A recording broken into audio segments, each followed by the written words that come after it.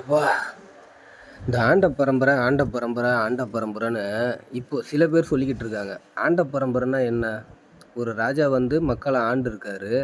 அவருக்கு ஒரு பரம்பரை. அவர் எந்த ஜாதியோ என்ன இதுவோ அது தெரியல. அந்த பரம்பரையில் சில பேர் பிறந்துட்டாங்க. அந்த வம்சத்தில் சில பேர் பிறந்துட்டாங்க. அதனால நாங்கள் ஆண்ட பரம்பரைன்றாங்க. ஆனால் ரியலில் ஆண்ட பரம்பரைனா என்ன?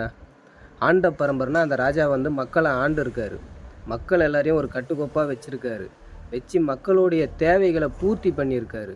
மக்களை எல்லாரையும் ஒத்துமையாக வச்சுருக்காரு.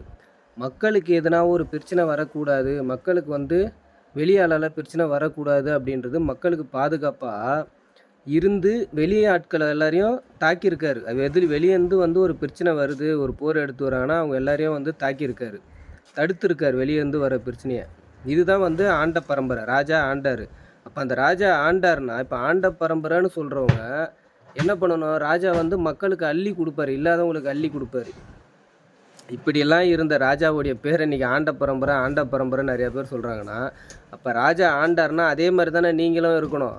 அந்த ஆண்ட பரம்பரையில் வந்த நீங்கள் என்ன பண்ணணும்? இல்லாத மக்களுக்கு அள்ளி கொடுக்கணும்.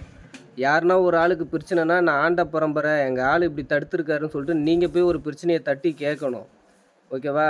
இதுதான் வந்து ஆண்ட பரம்பரைக்கு அர்த்தம். இன்றைக்கி ஆண்ட பரம்பரைன்னு சொல்லி ஒரு ஆளை கேவலமாக விமர்சனம் பண்ணுறதுக்கு ஆண்ட பரம்பரை இல்லை, யாருக்கிட்டையாவது இருந்து எதையாவது நம்ம ஆண்ட பரம்பரைன்னு சொல்லி நம்மளுக்கு தேவையெல்லாம் பூர்த்தி பண்ணிக்கலாம் அப்படின்றது ஆண்ட பரம்பரையா?